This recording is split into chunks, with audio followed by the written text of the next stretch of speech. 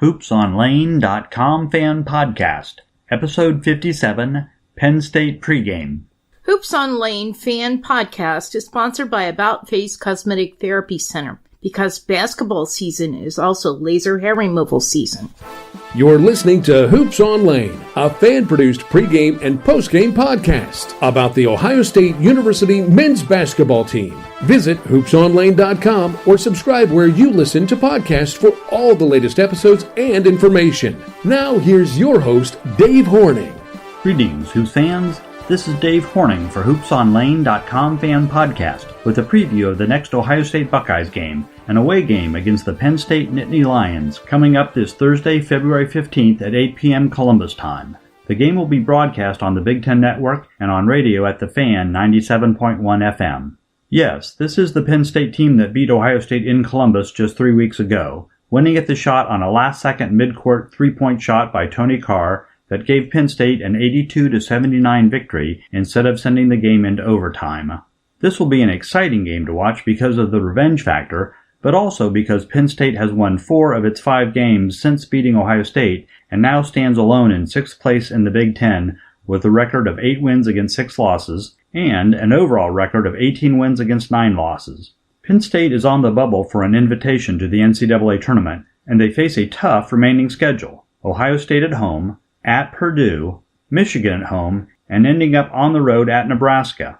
They probably need to win at least 2 or 3 of those remaining games to seal an NCAA invitation, and they cannot afford to start this stretch run with a loss to Ohio State. Penn State is playing for an NCAA invitation. Ohio State is fighting to retain sole possession of first place in the Big Ten with its record of 13 wins against only 1 loss in the conference. Ohio State is 1 game ahead of Purdue and Michigan State. On the team rankings website of all 351 Division I men's basketball programs, Penn State is ranked number 86, while the Buckeyes are ranked number 17. In the AP poll, Ohio State is ranked 8th, and in the USA Today coaches poll, Ohio State is ranked 9th, ahead of Duke and North Carolina. Can you believe that? Ohio State is fighting to prove that it deserves this lofty ranking. The starting lineup for Penn State will be number 24, 6'9" sophomore forward Mike Watkins. Number 11, 6'8" sophomore forward Lamar Stevens. Number 23, 6'4" junior guard Josh Reeves. He is Penn State's best defender who will likely be assigned to guard Keita Bates-Diop. Number 10, 6'5" sophomore guard Tony Carr, the player who made 4 of 5 three-point attempts against Ohio State 3 weeks ago, including that game winner from midcourt. That's number 10, Tony Carr. And finally, number 33, 6'2" senior guard Shep Garner, who also made 4 of 5 three-point attempts against Ohio State and Columbus. And he made the first 2 from long range, 10 feet outside the three-point arc. The Buckeyes just weren't ready at the beginning of the game to guard him. Will the Buckeyes be ready on Thursday night? Shep Garner must be guarded more closely, even when he is 30 feet away from the basket. That's number 33, Shep Garner. Penn State is coached by Patrick Chambers in his 7th year. He has never taken Penn State to the NCAA tournament. Think he's hungry? My analysis of that Penn State victory over Ohio State 3 weeks ago was that, number 1, Penn State shot lights out, making 11 of 14 three-point attempts for 79%. And number 2, the refs were atrocious and heavily favored Penn State. I believe that the Buckeyes will clamp down on number 33 Shep Garner and number 10 Tony Carr, so I do not expect them to make 79% of their three-point attempts. The law of averages are on my side. Over the course of the season, Penn State is only making 37.5% of their three-point attempts, not 79%.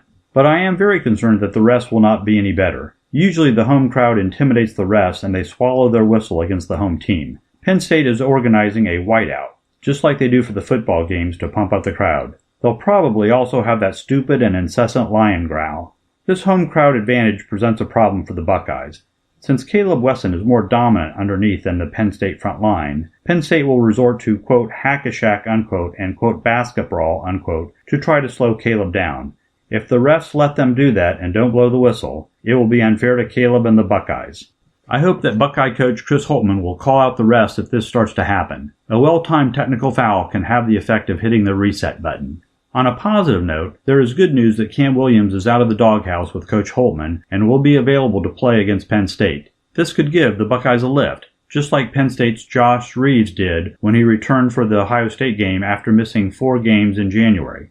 Cam Williams returning to play is positive for the Buckeyes, even if he doesn't start. Ohio State's starting lineup will probably be number 34, 6'9 freshman center Caleb Wesson, number 33, 6'7 junior power forward Keita Bates-Diop, number 24, 6'6 sophomore forward Andre Wesson, number 3, 6'1 junior shooting guard or point guard C.J. Jackson, and finally number 1, 6'4 senior Jayshawn Tate, point guard or small forward. Ohio State is coached by Chris Holtmann in his first year. This will be a great and exciting game for the entire 40 minutes. Don't miss it. Tip-off is 8 p.m. on Thursday, February 15th on the Big Ten Network and on the radio at The Fan 97.1 FM. This is Dave Horning for HoopsOnLane.com Fan Podcast. Go Bucks!